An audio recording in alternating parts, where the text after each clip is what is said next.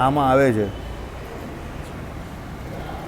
શ્રીભાષ્યમાં આપણે એક વસ્તુ જોયું પેલા ઉદાહરણમાં, એમાં રામાનુજાચાર્યએ કેમ એવું કહ્યું છે કે ભેદ મિથ્યા છે તે મેં ઘરે જઈને વિચાર્યું કે એમણે જે કહ્યું છે ને તે બહુ સરસ કહ્યું છે. એમણે શું કહેવું છે કે બધું એકબીજા જોડે ભેગું હોય છે, કે પૃથ્વીમાં જળ ને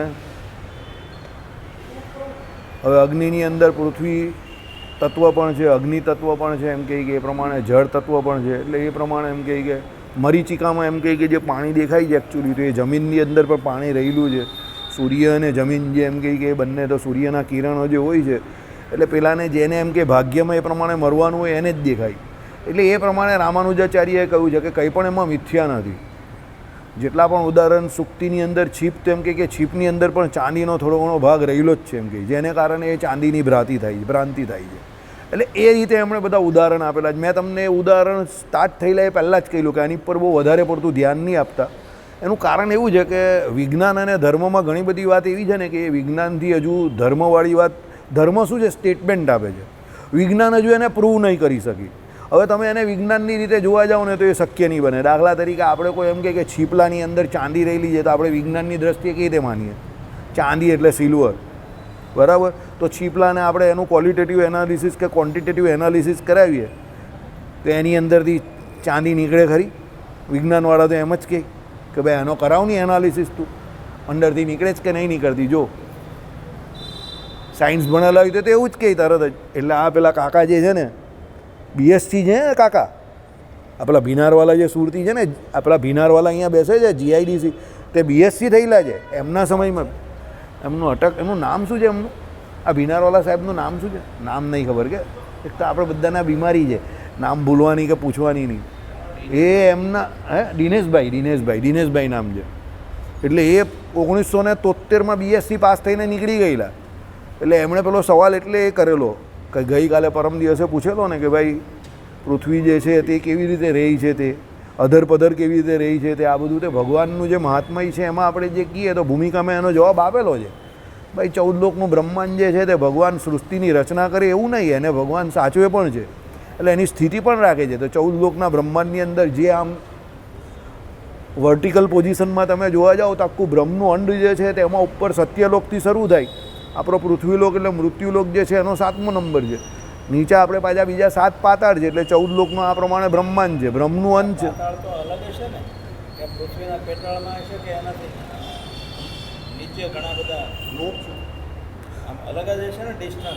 હા, તે નીચે જ છે ને આપણાથી પૃથ્વીના પેટાળમાં. એટલે અહીંયાથી આપણે જે અહીંયા મૃત્યુલોકમાં જે છે તે આપણા નીચે જ છે 7 પાતાળ. ઓકે, ના એનાથી નીચે, ના એમાં નહીં, એમાં ના એમાં નહીં, બ્રહ્માંડના ગોળાની અંદર છે. હા, પૃથ્વીના ગોળામાં નહીં. હું કન્ફ્યુઝ થઈ ગયો તમે સવાલ પૂછ્યા તો. મેં કહું કે ભાઈ હવે એ બ્રહ્માંડ જે છે એમાં નીચે બ્રહ્માંડના નીચેના ભાગમાં પાછું છે ને ગર્ભોદક જળ રહેલું છે ને એ બ્રહ્માંડ પોતે પણ ગર્ભોદક જળની અંદર રહેલું છે, સમજો. તો હવે આપણે પોઝિશનની વાત કરેલી એ પ્રમાણે તો પણ એ બ્રહ્માંડ જે છે તે એમનું એમ પાછું રહી છે, ઊભું રહી છે. તો આ બધું મેન્ટેન કોણ કરે છે? તે ભગવાન કરે છે. આ રહ્યા દિનેશભાઈ. તો એ એમને એટલે કહેવાનો મતલબ શું છે કે 14 લોકનું બ્રહ્માંડ જે બનેલું છે તે એની જે પોઝિશન, જેની જે લોકની જે છે તે જગ્યા પર ભગવાન મેન્ટેન રાખે છે. સાહેબે પૂછ્યું એ પ્રમાણે કે પૃથ્વીનો ગોળો એટલે પૃથ્વીનું જે પડ છે તો એ પૃથ્વીનું લેયર જે છે તે પૃથ્વી જે છે તે એની ઉપર કયું તો ભૂ, પછી ભૂવલ્લોક, આપણા ભૂલોક સાદી ભાષામાં ભૂલોક, પછી ભૂવલ્લોક. ભૂવલ્લોક એટલે આ વાતાવરણ જે છે ને તે, એના પછી સ્વર્ગલોક, જનલોક, તપલોક, મહરલોક, સત્યલોક છેક ઉપર કોનો? બ્રહ્માજીનો. તો હવે આ બધા લોકો જે છે તે બધા લોક જે છે તે પાછા કંઈ નાના લોક નથી કે આવડા બધા મોટા લોક છે. સત્યલોક પણ બહુ મોટો છે બ્રહ્માજીનો. અને બધા જે ઉપર જતા જે લોક છે તે ઉપર તમે જોવા જાઓ તો સમૃદ્ધિના ઐશ્વર્યને બધું વધતું જાય. એમાં સૌથી વધારે સમૃદ્ધિના ઐશ્વર્ય જે છે તે બ્રહ્માજીની છે. કેમ? બ્રહ્માજી સૃષ્ટિના પિતા છે અને એમના થકી આ સૃષ્ટિ થયેલી છે. એટલે એમનો પાવર સૌથી વધારે બ્રહ્માંડમાં, સમજો. નીચે પાતાળ લોકની સૃષ્ટિ પણ સાથે સાથ જે છે અતર, વિતર, સુતર, રસાતર જે કંઈ છે તે તરાતર, બરાબર? એ પ્રમાણે બધા પાતાળ જે છે છેલ્લે નીચે પાતાળ. તો એ પાતાળ લોકના પણ બધા એ લોકના પણ સ્વામી હોય છે.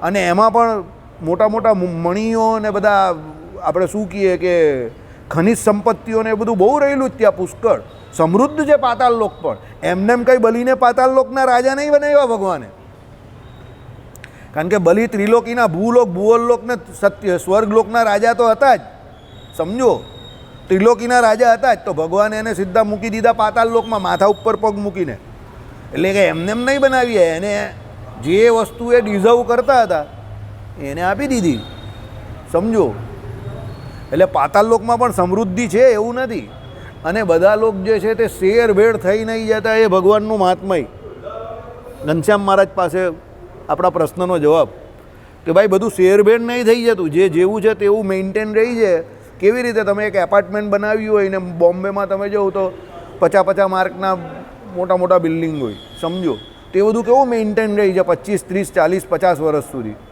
તે પ્રમાણે બધા લોક જે છે તે મેન્ટેન રહી છે ભગવાન એને મેન્ટેન રાખે છે એ ભગવાનનું મહાત્મય છે બરાબર આવા મધ્યનું 31મું વચનામૃત છે ને એમાં આ લોકોને બધી બહુ કચકચ છે આપણા સંપ્રદાયમાં બરાબર કંઈ સમજતા નથી લોકો એટલે થોડુંક એને ચલવી નાખીએ પેલો બંડિયા આવેલો જ ને એટલે માવજી ચલો સ્વામિનારાયણ અરે આપણી પેલી ઘોડી કા ગઈ વેર ઇઝ અવર ઘોડી આપણે સીધા વચનામૃત પર જ જઈએ પ્રાગજી દવે પાસે ભગવાન એમ કહે કે કપિલ શ્રીમદ ભાગવતના કપિલ ગીતાની કથા વંચાવતા હતા હવે આ પ્રાગજી પુરાણી જે હતા ને તે બહુ ટેલેન્ટેડ હતા પ્રાગજી પુરાણી હતા ને તે પોતાની જે પેલી પાઘડી કહેવાય ને એની અંદર પંચાંગ રાખતા હતા મયારામ ભટ્ટ પણ ને પ્રાગજી પુરાણી પણ પ્રાગજી પુરાણી પુરાણની કથાને એ પણ કરતા હતા અને મયારામ ભટ્ટ હતા એ પણ રાખતા હતા અને પ્રાગજી પુરાણી હતા તે પણ એક જગ્યા પર સત્સંગી જીવનમાં આવે છે પ્રાગજી દવે એટલે બ્રાહ્મણ તો એ પણ આ બધું જોતા હતા આપણા મંદિરોના કાર્યને આ બધું જે કરીએ તે પછી આ તમે કૂવા ખોદાવો એને શું કહીએ ઈષ્ટા પૂર્તિ પૂર્ત કામ વાવ ખોદાવવી તે એના બધા મુહૂર્તને આ બધું જોઈ આપતા હતા હમણાં જ મેં એક જગ્યા પર કથામાં સાંભળ્યું મલુક પીઠાધીશ્વરે કહ્યું કે એક જગ્યા પર એમના મંદિરમાં કામ કરાવવાનું હતું તો પૈસા નહીં હતા તો પેલા જ્યોતિષને કોઈને બોલાવ્યા તે જ્યોતિષે કહ્યું આ મુહૂર્તમાં કામ ચાલુ કરાવો તમારી પાસે અત્યારે પૈસા નથી ને તમે તમારા કામથી કંટાળી નહીં આવો તો મને કહેજો તમારા આ જ મંદિરમાં કામ પૂરું જ નહીં બંધ જ નહીં થાય તો પેલા કહે કે યાર પૈસા જ નથી તો કામ કઈ રીતે શરૂ કરવાના એ કે તમે આ મુહૂર્તમાં ચાલુ તો કરાવો કામ એ કહે કે 5 વર્ષ પહેલાં કામ ચાલુ કરાવેલું હજુ કામ બંધ જ નહીં થતું એટલે અમુક મુહૂર્ત એવા હોય કે એ મુહૂર્તમાં તમે કામ ચાલુ કરો તો એ બંધ નહીં થાય પૈસા આવ્યા જ કરે ગમે ત્યાંથી કન્ટિન્યુ જ રહે બરાબર ચાલો એટલે પ્રાગજી દવે પાસે શ્રીમદ ભાગવતમાં કપિલ ગીતાની કથા વંચાવતા હતા કપિલ ગીતાની કથા એટલે શું છે ભાઈ પહેલાં એ સમજો ભગવાન કપિલે જે પોતાની માતા દેવહૂતિ જે છે એમને જે ઉપદેશ આપ્યો કોનો સાંખ્યશાસ્ત્રનો સાંખ્યશાસ્ત્ર કેવું છે શેશ્વર સાંખ્ય ભાગવતજીમાં જે કપિલ ભગવાનના સાંખ્યશાસ્ત્રની વાત છે શેશ્વર સાંખ્ય છે સૌથી પ્રાચીન જે શેશ્વર સાંખ્ય કહે તે શેશ્વર એટલે ઈશ્વરને માને છે તેવું બરાબર જો સબીજ જેને કહી તે 2 પ્રકારના સાંખ્ય અને યોગ છે સબીજ અને નિર્બીજ એમાં જે નિર્બીજ જે સાંખ્યવાળા અને યોગવાળા છે તે ઈશ્વરને માનતા નથી સબીજ જે છે તે માને છે હવે આ જે અહીંયા જે ભગવાન કથા કરાવતા હતા એ શેશ્વર સાંખ્યની વાત છે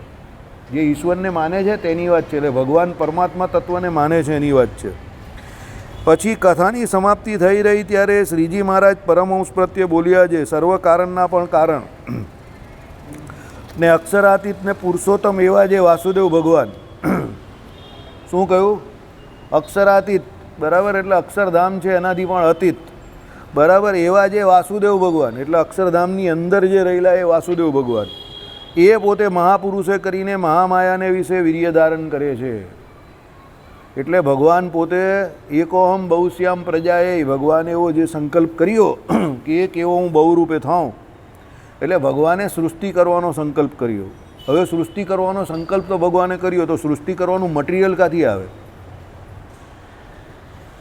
તો ભાઈ મટીરિયલ માટે ભગવાને શું કર્યું તો પોતે જે ધામને વિશે બિરાજમાન હતા એ ધામને વિશે જે મહાપુરુષ એટલે પુરુષ રૂપે જે ત્યાં રહ્યા હતા તે જીવ એમાંથી જે કોઈ એક જીવ જે છે એનું સિલેક્શન કર્યું જે મહાપુરુષ રૂપે વર્તે છે અને પેલી મહામાયા જે અક્ષરધામને વિશે શાંતિથી કારણ રૂપે બેઠેલી માયા છે. તો ભગવાન પુરુષોત્તમ નારાયણે પેલા મહાપુરુષ સામે દ્રષ્ટિ કરીને એ મહાપુરુષને વિશે પ્રવેશ કર્યો. જો મહાપુરુષ પોતે સૃષ્ટિ કરવા માટે સમર્થ નથી, મહાપુરુષ પોતે જો સૃષ્ટિ કરવા માટે સમર્થ થઈ જાય તો તમે આમાં જ અંત્યનું 38મું વચનામૃત છે એમાં સાંખ્યશાસ્ત્ર એવું કહે છે કે પુરુષ અને પ્રકૃતિ એના થકી સૃષ્ટિ થાય છે. ત્યારે ભગવાને એનો જવાબ આપેલો છે કે પુરુષ અને પ્રકૃતિ થકી સૃષ્ટિ નહીં થતી. એ તો ક્ષેત્રજ્ઞ એવા વાસુદેવ ભગવાન એટલે પુરુષોત્તમ નારાયણ એમણે એની અંદર પ્રવેશ કર્યો એટલે એ સૃષ્ટિ કરવા માટે સામર્થ્યવાન થયા. એટલે મહાપુરુષ અને મહામાયા જે છે તેમાં મહાપુરુષ અને મહામાયાનું બોડી વપરાય છે, પણ અંદર સંકલ્પ જે છે તે કોનો છે કે પરાક્રમ જે છે તે કે ઓજસ જે છે કે શું કહેવાય કારણરૂપી જે બીજ જે છે તે કોણે મૂકેલું છે, એટલે પાવર જે મૂકેલો છે તે ભગવાને મૂકેલો છે.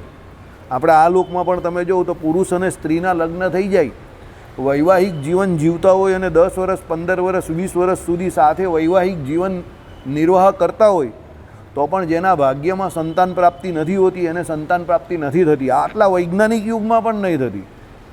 સમજો ભાઈ, તમે ટેસ્ટ ટ્યુબ બેબી લાવો કે બીજા ઘણા બધા અત્યારે પુણ્યબાબેન નાતકંડીના પેલા અહીંયા ક્લિનિકને વિશે ઘણા બધા આ બધા એ ચાલે છે. પહેલાં તો પેલા ડુંગળી ગામમાં જ હતા, હવે તો સુરતમાં પણ આવી ગયા, હવે તો બીજા ઘણા બધા એ બધા કેન્દ્રો ખુલી ગયા. પણ જેના ભાગ્યમાં નથી હોતું એને એમાં પણ સક્સેસ નથી મળતી. સમજો કહેવાનું તાત્પર્ય શું છે કે પુરુષ અને પ્રકૃતિ જે છે તે ફક્ત બોડી રૂપ જ છે, એની અંદર જીવ રહેલો છે. આપણે ના નહીં પાડતા, જીવ તો છે જ, પુરુષનો જીવ તો અંદર રહેલો જ છે, પણ એ જીવમાં એટલું સામર્થ્ય નથી કે જેના દ્વારા એના સંકલ્પે કરીને એ સૃષ્ટિ કરી નાખે. સંકલ્પ તો એ ભગવાનનો જ. મારી બા કહેતા હતા સબ તેરા લેકિન હુકુમ મેરા. ભગવાનના કાયદામાં આ વસ્તુ છે, બધું તમારું પણ હુકમ કોનો? ભગવાનનો જ ચાલે. ભગવાનના હુકમ વગર સૃષ્ટિ નહીં થાય. સમજો એટલે મૂળ પુરુષ અને મૂળ માયા એટલે જે અહીંયા વાસુદેવ ભગવાન તે મહાપુરુષ રૂપ એટલે પુરુષને વિશે ભગવાને અનુપ્રવેશ કર્યો અને સંકલ્પ પણ કર્યો કે હવે મારે એકોહમ બહુશ્યામ પ્રજા એટલે એક એવો હું બહુરૂપે થાઉં એટલે મારે સૃષ્ટિ કરવી છે એવો સંકલ્પ ભગવાને કર્યો એટલે ત્યાંથી સૃષ્ટિ થઈ. એટલે સૃષ્ટિ કરનાર મહાપુરુષ નથી. આ જ રીતે આ જ વચનામૃતમાં આગળ આવશે કે વિરાટ પુરુષ થકી દેહ થયા એટલે અવતાર થાય છે વૈરાજ પુરુષ થકી. તો એ વૈરાજ પુરુષ થકી પણ અવતાર સંભવતા નથી, કારણ કે એ વૈરાજ પુરુષની અંદર ભગવાન પુરુષોત્તમ નારાયણ વાસુદેવ ભગવાન પ્રવેશ કરે એટલે એ વિરાટ નારાયણ કહેવાય. તો એ અવતાર જે થાય તે વિરાટ નારાયણમાંથી જ થાય, પુરુષનો અવતાર નહીં થાય. જીવનો અવતાર ક્યાંથી થાય યાર? જીવનો અવતાર સંભવે જ નહીં. અવતાર ભગવાનનો જ સંભવે. સમજો. હા, જે મુક્તો જે છે જે સ્વતંત્ર રીતે અહીંયા આવે છે તો એમના વિશે ઉપચાર માત્રથી એ અવતરે છે એવું કહ્યું છે. કેમ કે એ કાળ કર્મ અને માયાથી પર છે એટલે એ ભગવાન નથી, પણ કાળ કર્મ માયાથી પર છે એટલે સત્સંગી જીવનમાં ઉપચાર માત્રથી એવું કહ્યું છે કે ભાઈ એ અવતરે છે. કેવી રીતે? દાખલા તરીકે શાસ્ત્રોમાં ઇન્દ્રને ભગવાન કહ્યા હોય, ભગવાન તરીકે ઇન્દ્રદેવની ઉપાસના કરી હોય તો એ ઇન્દ્ર ભગવાન નહીં થઈ જતા. ઇન્દ્ર ભગવાન નહીં થઈ જતા, પણ ઇન્દ્રમાં એ ભગવાન પોતે બિરાજમાન છે, એ ભગવાન રહ્યા છે. એટલે શરીરી રૂપે વિશિષ્ટતા દ્વૈત વેદાંત શું કહે છે કે ભાઈ સમગ્ર જગત અને જે કોઈ એમ કહે કે જીવ હવે અહીંયાથી બધથી માંડીને એમ કહે કે દેવતાઓ સુધીના ઈશ્વર કોટીના દેવતાઓથી માંડીને તમે અક્ષરધામના મુક્તો સુધીના બધા જીવ લઈ લો. દરેક જીવની અંદર એ પરમાત્મા પુરુષોત્તમ નારાયણ જે છે એ રહેલા છે. એટલે એ ભગવાનનો અન્વય જે છે તે દરેકની અંદર છે જ ઓલરેડી. એવું નથી કે કોઈની અંદર નથી ને કોઈની અંદર છે કે કોઈની અંદર કંઈક જેની પાસે જેવું કાર્ય કરાવવું એ પ્રમાણે ભગવાન રહ્યા પાછા.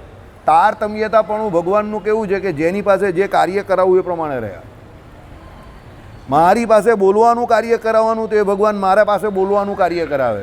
પેલા પાસે ભગવાને સાફસૂફ કરાવવાનું કાર્ય તો એ ભગવાન એની પાસે એ કરાવે. એના પૂર્વના જે કોઈ કર્મ પ્રાથમિક કર્મની અપેક્ષા ભગવાનને કાયમ છે. તમારે શું કરવું છે તમારા હાથમાં છે. સાચું ખોટું ખરું જે કંઈ કરવું છે તે તમે એ બાબતમાં પછી એ રીતે કર્મ કરતા જાઓ એટલે પરમાત્મા પુરુષોત્તમ નારાયણ તમને એ પ્રમાણે ફળ આપતા જાય. સમજો. આ મોટા મોટા આચાર્ય થયા હોય તેમાં શું હોય? ભગવાન વિશેષે કરીને વિભૂતિ રૂપ હોય ભગવાનની. એટલે તો જગતગુરુ શંકરાચાર્યની આગળ શું લાગે? તો ભગવાન શંકરાચાર્ય, રામાનુજાચાર્ય ભગવાન રામાનુજાચાર્ય, નિમ્બાર્કાચાર્ય ભગવાન નિમ્બાર્કાચાર્ય. કેમ? ભગવાનની વિભૂતિ રૂપ છે. અહીં આવીને ભગવાનના સંદેશાનો, પરમાત્માના સંદેશાનો એ લોકો પ્રચાર પ્રસાર કરે છે ને જીવોને ભગવાનની શરણાગતિ અપાવે છે. અને એ જીવો ભગવાનના ધામમાં પહોંચે ત્યાં સુધીની જવાબદારી કોણ લે છે? એ આચાર્ય લે છે. કેના દ્વારા? એ જે દીક્ષિત મંત્ર આપે એના દ્વારા અને દીક્ષા આપે એના દ્વારા. અને જે કંઈ મંત્ર હોય એ સંપ્રદાયનો તે રીત પ્રમાણે પછી એ પેલો વર્ત એટલે એનો કલ્યાણ થાય. તો એ ભગવાન એમને વિશેષ સામર્થ્ય આપે છે. હવે અહીંયા રહેલા જાગતા જીવતા જાગતા આચાર્યોને ભગવાન આપે છે. તો આ તો પેલો મહાપુરુષ છે, તો એને સૃષ્ટિ કરવાનું સામર્થ્ય આપે. એમાં નવું શું છે? કંઈ નવું નથી. બરાબર. એટલે ભગવાન તે મહાપુરુષ રૂપે કરીને મહામાયાને વિશે વીર્યને ધરે છે. તે પુરુષ અક્ષરાત્મક છે. ભાઈ એ પુરુષ જે છે તે અક્ષરાત્મક છે. બરાબર છે. એટલે એ ત્યાંનો અક્ષરધામનો મુક્ત જ છે. એટલે એને અક્ષરાત્મક કયો. મુક્ત છે. આવી ગયું ને? એ મુક્ત છે પુરુષ. એ પુરુષ બંધાયેલો નથી. એ પુરુષ મુક્ત છે. અને એ પુરુષ મુક્ત તો કેવો છે આવ્યો? તમે જોજો આગળ જ્યારે વિરાટ પુરુષની વાત આવશે તો એ સૃષ્ટિમાં જોડાયેલો છે. તો એ વિરાટ પુરુષ જે છે એ પછી પ્રલયકાંડને વિશે એ વિરાટ પુરુષ જે છે એને પણ પેલો જે આ મુક્ત પુરુષ જે છે તે જાળવશે. ભગવાન કહેશે પાછળથી કે એના બાપ એટલે એનો જે પિતા એ બહુ સમર્થ છે. કોણ? આ મૂળ પુરુષ. એટલે એ એમ કહે કે એને એટલો જાળવે છે. શું? કે સૃષ્ટિકાળે જ્યારે સૃષ્ટિમાં જોડાય ત્યારે તો એ સૃષ્ટિમાં જોડાઈ ગયો, પણ જ્યારે પ્રલય અવસ્થા આવે ત્યારે એનો બાપ એને પાછો એમાંથી બહાર કાઢી નાખે. પણ આ લોકમાં એવું નથી. કારણ કે અહીંયા તો કેવું છે કે એનો બાપો પણ બંધાયેલો હોય ને છોકરો પણ બંધાયેલો હોય. તો કોણ કોને બહાર કાઢે? સમજો. એટલે આ મૂળ પુરુષ જે છે તે મુક્ત છે. સૃષ્ટિમાં એ જોડાયો છે તે કોના સંકલ્પે કરીને જોડાયો છે? ભગવાનના સંકલ્પે કરીને જોડાયો છે. એને લેવા દેવા કોઈ નથી આની જોડે. સમજજો. ભગવાનના સંકલ્પે કરીને. ભગવાને શું સંકલ્પ કર્યો? એકો હમ બહુશ્યામ પ્રજા, એક એવો હું બહુ રૂપે થાઉં. તો ભગવાન જ્યારે સંકલ્પ કરે ત્યારે આવા બધા જે કોઈ જીવ હોય અક્ષરધામમાં એ બધાને જોડે. દાખલા તરીકે પેલા જય અને વિજય, જેની કથા મને બહુ ગમે છે. ભગવાન તો શું કરતા હતા? વૈકુંઠ લોકને વિશે આમ કરીને મસ્ત દડો ઉછાળતા હતા સૂતા સૂતા જ. ભગવાનને શું થયું? ભાઈ લીલા કરવી છે. તો લીલા કરવી છે તો ભગવાનને થયું કે લીલા કરવા માટે પહેલાં હું હીરો, તો બે કોઈ તગડા વિલન તો જોઈએ ને. એક કે બે વિલન. તો પેલા બિચારા બે દ્વારપાલ જીગર અને પછી કોણ છે બીજો પહેલવાન એવો મંડળમાં કોણ આવે છે? હા, પેલો કનૈયો કૃષ્ણકાંત હજુ આવ્યો નથી. તો જીગર ને કૃષ્ણકાંત આમ બહાર ફરતા હતા, આમ કરતા. ભગવાન કે આ બે મજબૂત ને ટીકાઉ માણસ છે. બરાબર. એટલે પછી આ મનીષ જેવા અને આના જેવા સંકાદી ઋષિ મુનિઓને મોકલી આપ્યા. બરાબર. ભગવાનના દર્શન કરવા માટે. તો આ બે પહેલવાનોએ રોકી નાખ્યા કે ભાઈ અંદર દર્શન કરવા નહીં જવાય. કા આવી રીતે કપડાં વગર આવી ગયા નંગા પૂંગા. બરાબર. એટલે આ બિચારા કહે કે અહીંયા વૈકુંઠ લોકમાં પણ તમે કપડાં જોવો છો. હવે આ લોકમાં તો અહીંયા કોઈ આવરણ જ નથી, તો તમે અહીંયા પણ એ જોવો છો. શ્રાપ આપી દીધો. શ્રાપ આપીને સંકાદિક પણ પસ્તાયા છે. આખી કથા વાંચજો. સંકાદિકને પસ્તાવો થયો કે ભગવાનના ધામમાં જઈને અમે શ્રાપ આપી દઈએ, આવો ક્રોધ અમને આવ્યો જ કેમ? એ પણ ભગવાનના દ્વાર પર જે ભગવાનની કાયમ માટે સેવામાં રહેલા છે એને અમે શ્રાપ કેમ આપ્યો? બિચારા દુઃખી થઈ ગયેલા સંકાદિકો. અને પેલા તો બિચારા દુઃખી થઈ જ ગયા કે આપણે તો ખાલી ફોકટ જ લપેટામાં આવી ગયા. અહીંયા જીગરને પેલો કૃષ્ણકાંત, આપણે તો ભગવાનના દ્વારપાલ હતા, સેવામાં રહેલા ને આપણે લપેટામાં આવી ગયા. બરાબર. પછી ભગવાન કહે કે કેમ છે? કમ ઇનસાઇડ. બંનેને બોલાવ્યા. એટલે બંને અંદર ગયા. ભગવાન કહે જો ભાઈ આ મારો જ સંકલ્પ હતો, તમારા બેરે મારે અવતાર લેવો છે એટલે તમને બેને બોલાવેલા છે. પેલા બે કે એવું છે? ઓકે, તો વેરી ગુડ. તમારા લોકની લીલામાં હું પણ આવવાનો જ છું અને તમારી જોડે જ રહેવાનો છું. ને તમારે પાછું 3 અવતાર એટલે જન્મ ધારીને પાછું કાં આવવાનું છે? અહીંયા જ આવવાનું છે. તમે બીજે કશે જવાના નથી. આ તો મારે લીલા કરવાની છે. એટલે પેલા બે કે આ બે યાર તમારે લીલા કરીને અમને બેને બકરા બનાવી દીધા. ભગવાન કે ભાઈ હવે એ તો એવું જ હોય ભાઈ, લીલા વત્તુ કૈવલ્યમ. अपना आदमी है तू यार, अपना बच्चा है तू यार. बराबर. એટલે ભગવાને એમ કરીને સંભાળી લીધા પેલા બેને. હવે ભાઈ એ બે ના આવે તો પછી આટલી બધી લીલા કેવી રીતે થાય? રામાયણ પહેલાં શાંતિથી ચાલતી હોય તમને, પણ જ્યાં સુધી રાવણની એન્ટ્રી નહીં પડે ત્યાં સુધી જામે નહીં ને. બરાબર. હમણાં પેલી નવી મોતી સાગરવાળી પણ રામાયણ આવેલી અને એમાં પેલો રાવણ જે નાનો બતાવે છે પહેલાં જ, પેલા ઝાડ ઉપર જે લાત અફાડતો પહેલાં જ સ્ટાર્ટિંગમાં જ બતાવે છે અને પાછળ બેકગ્રાઉન્ડ મ્યુઝિકને ઉપર આકાશમાં વીજળી પડતી બતાવે છે.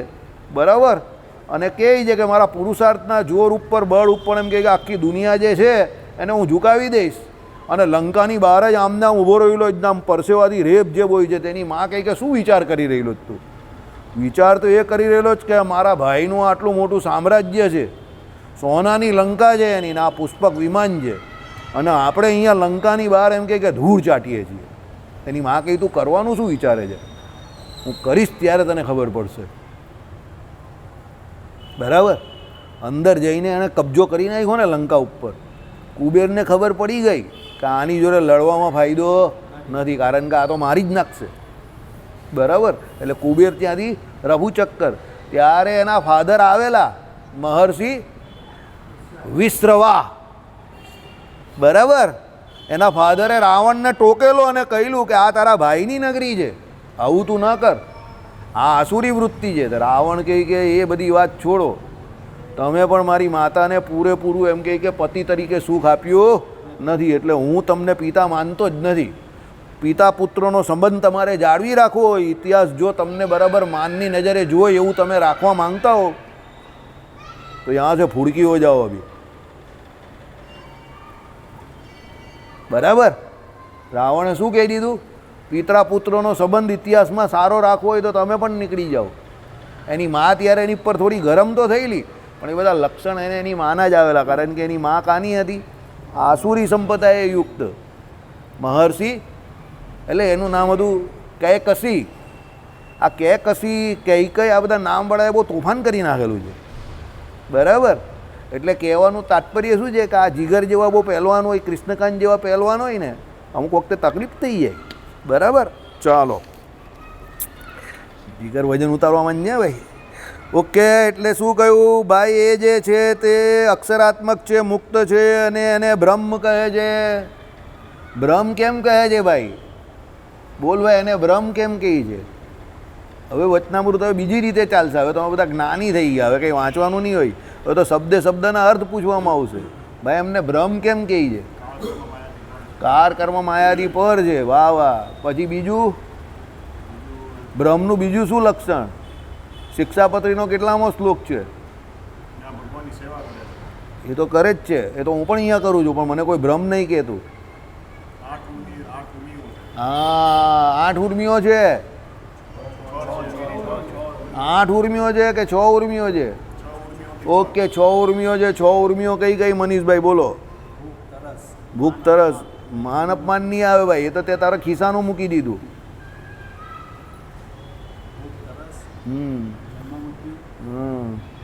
માન અપમાનથી શું થાય એ મને કહી દે. તને કોઈ માન આપે તો તને શું આવે? માન તને કોઈ આપે તો શું આવે?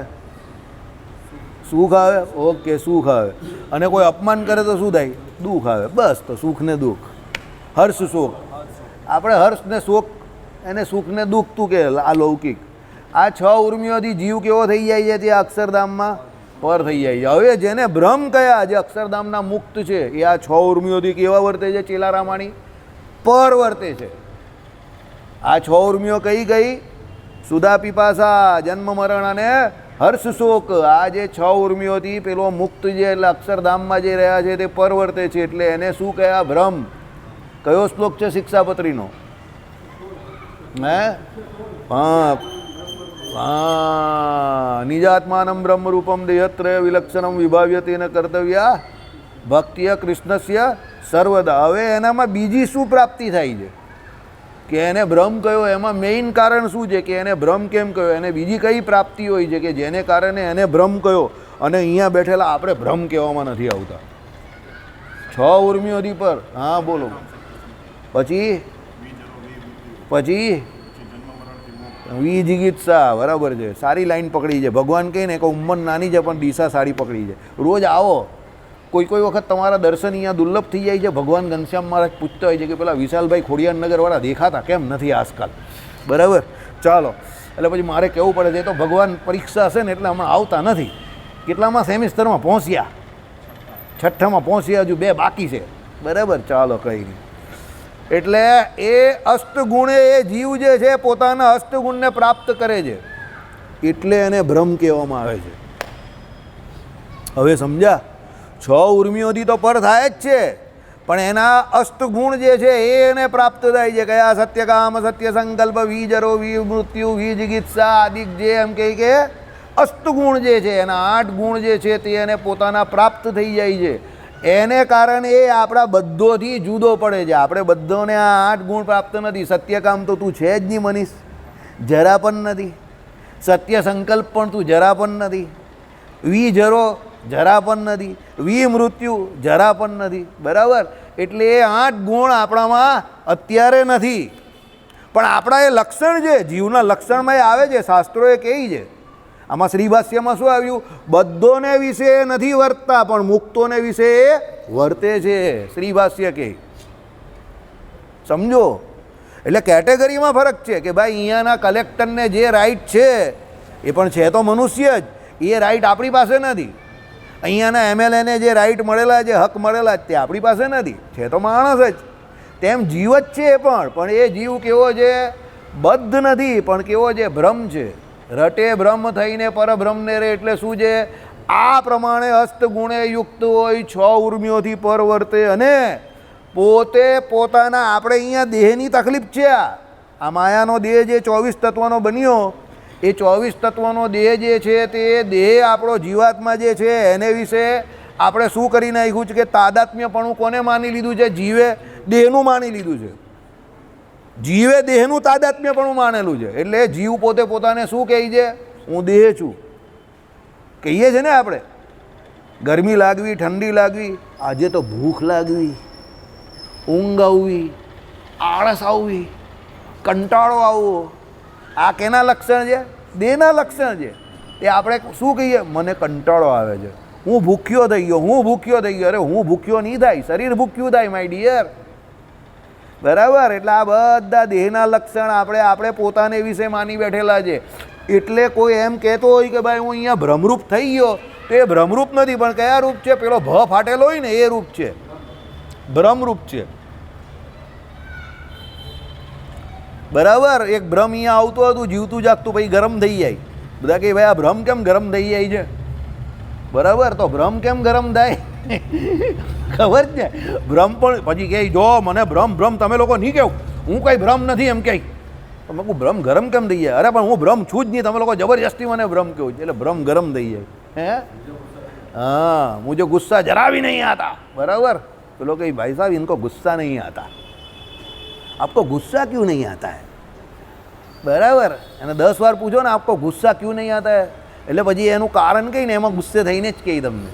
બરાબર? એટલે કહેવાનું તાત્પર્ય શું છે? કોઈ અહીંયા ભ્રમરૂપ થતું નથી. એટલે ભગવાને શિક્ષાપત્રીના શ્લોકમાં શું લખ્યું છે?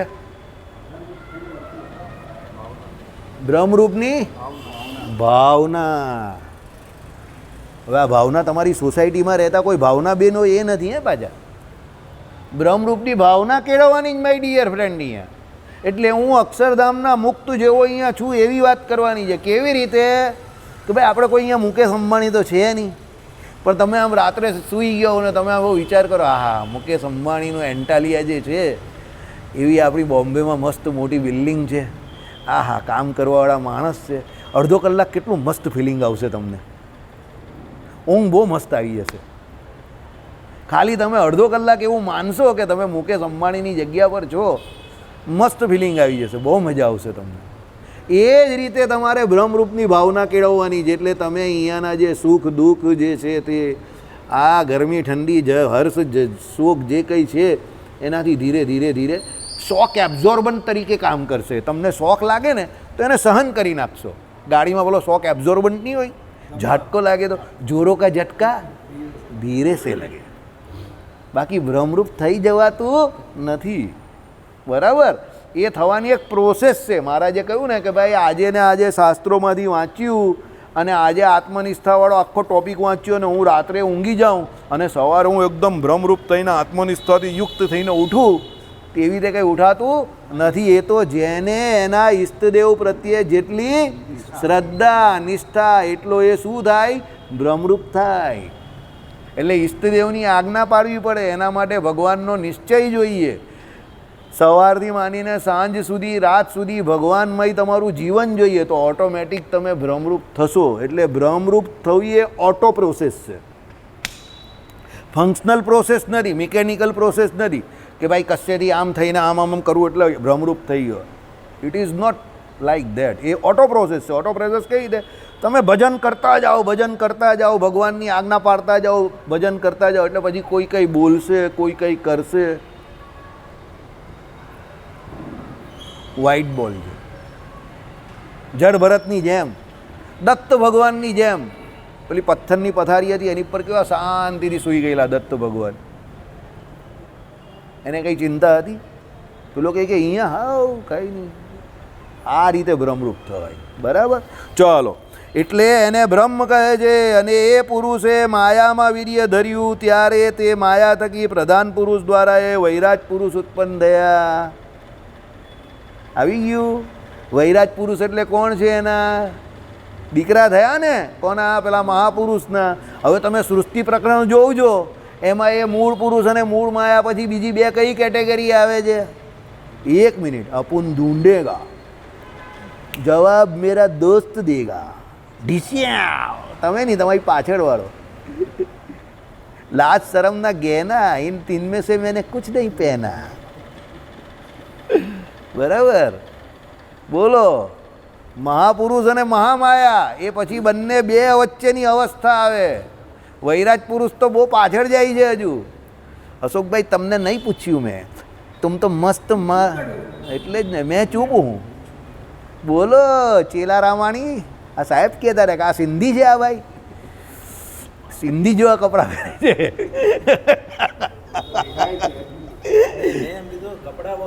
એટલે એક દિવસ સાહેબ મેં ચેલા રામાણી કહ્યું ને, સાહેબ કે ચેલા રામાણી સિંધી ચાલ્યા. તો કોઈ આ સિંધી નથી, આ તો અમે નામ પાડેલું, ઉર્ફે નામ છે. ચાલ ભાઈ, તારી બાજુવાળાનો પાસ. બોલ ભાઈ. એન્જિનિયરિંગ, હા, પ્રધાન પુરુષ. પછી બોલ બોલ બોલ, વચ્ચે એક રહી ગયું, પ્રકૃતિ પુરુષ પ્રધાન પુરુષ. પછી પ્રકૃતિ પુરુષ પ્રધાન પુરુષ. પછી એમાંથી પહેલું ફળ કયું આવે? આગળ જઈએ આપણે. તમારો જવાબ ઓકે થઈ ગયો. મેં જે સવાલ પૂછેલો એનો જવાબ ઓકે થઈ ગયો. હજુ આગળ જઈએ આપણે વૈરાજ પુરુષ સુધી પહોંચવાનું જ ને. એટલે સ્ટેશન બાય સ્ટેશન. પછી બોલ. ચાલો, તમારી આગળવાળા ભાઈ, માળાવાળા ભાઈ. Very good. અને પેન્ટ કેન્ટે વેલે બેટા કા પૌવા. બોલો ભાઈ.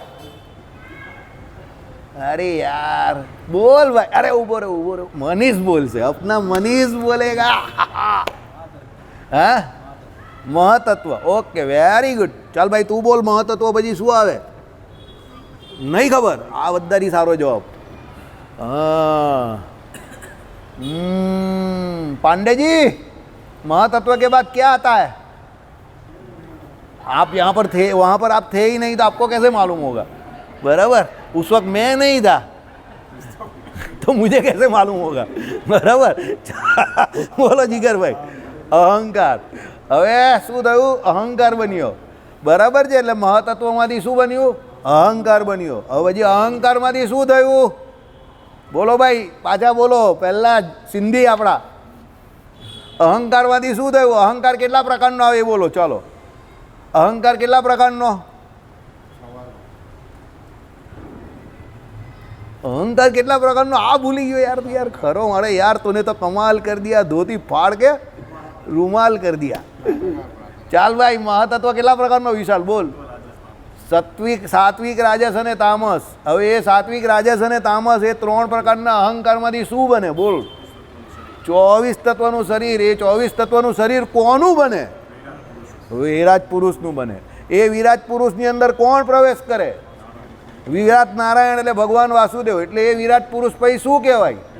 વિરાટ નારાયણ. એ વિરાટ નારાયણમાંથી પછી કોણ આવે? બોલ ભાઈ, દાઢીવાલા ભાઈ. બ્રહ્મા, વિષ્ણુ અને Mahesh. You are through with your સૃષ્ટિ પ્રકરણ રાઈટ નાઉ. પછી તો બધું આવે. પ્રજાપતિ આવે, દક્ષ પ્રજાપતિ આવે ને કશ્યપ પ્રજાપતિ આવે.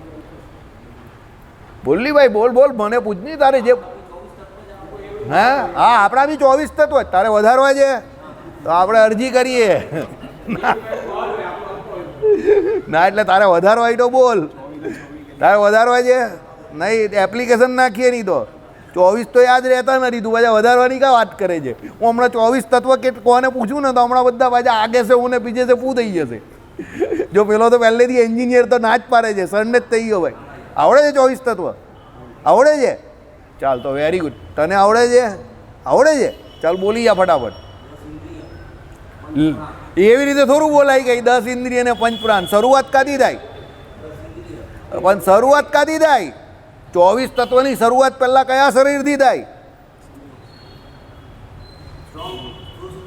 હા, સ્થૂળ સૂક્ષ્મ કારણ. હવે સ્થૂળ શરીર કેટલાનું બનેલું છે? કયા પંચતત્વ? Okay very good. ચાલો ગો હેડ, આગળ વધો. પછી સૂક્ષ્મ શરીરમાં શું આવે બોલો? હાય સીધો પંચ વિષય પર આવી ગયો. 5 જ્ઞાનેન્દ્રિયો, 5 કર્મેન્દ્રિયો આવે, 4 અંતઃકરણ આવે. આવે ને? હા ચાલો 5 જ્ઞાનેન્દ્રિય બોલ ભાઈ. હા 5. ચાલ ભાઈ બોલ. શ્રોત્ર, ત્વક, રસના, ચક્ષુ અને ગ્રાણ. ચાલો પછી એના પછી 5 કર્મેન્દ્રિય, વાક, પાણી, પાદ, ગુદા અને ઉપસ્થ. પછી 4 અંતઃકરણ બોલ મનીષ. મન, બુદ્ધિ, ચિત્ત ને અહંકાર. પછી 5 તન્માત્રા. કઈ? શબ્દ, સ્પર્શ, રૂપ, રસ અને ગંધ. અરે યાર 24 તત્વ થઈ ગયા અને 5 પ્રાણ આવે. હવે છેલ્લે 5 પ્રાણ ગયા. પાણ, અપાણ, વ્યાન, ઉડાન અને સમાન. થઈ ગયા 24 તત્વ. હવે આ 24 તત્વનો આખો આપણો દેહ બનેલો છે. આપણામાં બધું અલ્પ છે અને પેલામાં શું છે? બધું બ્રહ્માંડમાં બધું મહત છે, મોટું મોટું છે ને આપણામાં બધું નાનું નાનું છે. આટલો ફરક છે. હજુ વાર છે, 2 મિનિટ છે. ચાલો હવે એ સાત્વિક, રાજસ અને તામસ એ 3 પ્રકારના અહંકારમાંથી પેલો વિરાટ પુરુષ એટલે બન્યા. વિરાટ પુરુષનો દેહ બન્યો એટલે એમાં ભગવાન નારાયણે પ્રવેશ કર્યો એટલે વિરાટ નારાયણ કહેવાયો. તમે લોકોએ ફોટો જોયો હશે ઘણી જગ્યા પર. એ વિરાટ નારાયણના આમ કરીને નાભી કમળની અંદર પેલો એક આમ કરીને છે ને કમળનું પુષ્પ હશે ને આમ કમળની ઉપર બ્રહ્માજી બિરાજમાન હશે. બરાબર? એ બ્રહ્માજી બેઠા હશે. એ બ્રહ્માજી કેટલા વર્ષ ઉલટા ચાલ્યા? 100 વર્ષ. કેમ ઉલટા ચાલ્યા? એ બ્રહ્માજીને ખબર જ નથી કે હું કોણ છું અને મારો રોલ શું છે, મારે શું કરવાનું છે. જેમ 80% લોકોને ખબર નહીં હોતી ને કે મારે આ દુનિયામાં શું કરવાનું છે. બરાબર? બાપા ધંધે લગાડી દે, એક ઘરવાળી અપાઈ દે એટલે પેલો આખી જિંદગી કામકાજ ને ધંધામાં જ નીકળી જાય. એની ભજન કંઈ કરે નહીં ને પછી છેલ્લે જય સ્વામિનારાયણ નીકળી જાય. સમજી ગયા? એ બ્રહ્માજીને પણ ખબર ન હતી કે મારે શું કરવાનું છે. એટલે ઉપરથી અવાજ આવ્યો તપ તપ તપ. એટલે તપ કર્યું. પછી એમને થયું કે ભાઈ મારે શું કરવું, તો મારી ઓળખાણ શું? તો એને જગ્યા દેખાય તો નીચે ચાડ્યા નાળમાં. 100 વર્ષ સુધી ચાડ્યા. અહીંયાથી કામરેજની આગળ સુધી પહોંચ્યા હશે પણ કંઈ ઠેકાણા મળ્યા નહીં એટલે પછી પાછા આવી ગયા. કામરેજની આગળ નહીં, હવે તો પેલા 100 વર્ષ કોના? બ્રહ્માજીના. એટલે બહુ મોટો ટાઈમ થઈ ગયો. પણ એમને કંઈ અતોપતો મળ્યો નહીં એટલે પાછા બેસી ગયા આવીને. એટલે પાછું ભગવાને શું કહ્યું? તપ તપ તપ. પાછું તપ કરવા માંડ્યા. પછી બ્રહ્માજી અકળાયા, ભાઈ મારે કરવાનું શું છે? એટલે તમારે સૃષ્ટિ કરવાની છે. શું કરવાનું છે? સૃષ્ટિ કરવાની છે. હવે આ બ્રહ્માજી સુધીની સૃષ્ટિ તે કઈ સૃષ્ટિ? બોલ ભાઈ, નામ બોલ. દાઢીવાલા ભાઈ તું બોલ. સમષ્ટિ સૃષ્ટિ. આ ભગવાનના સંકલ્પથી થાય. અને એના પછીની બ્રહ્માજી પછીની સૃષ્ટિ તે કઈ સૃષ્ટિ? વ્યસ્તિ સૃષ્ટિ. એટલે એમાં ક્રિયાત્મક એટલે ક્રિયા થાય છે તે.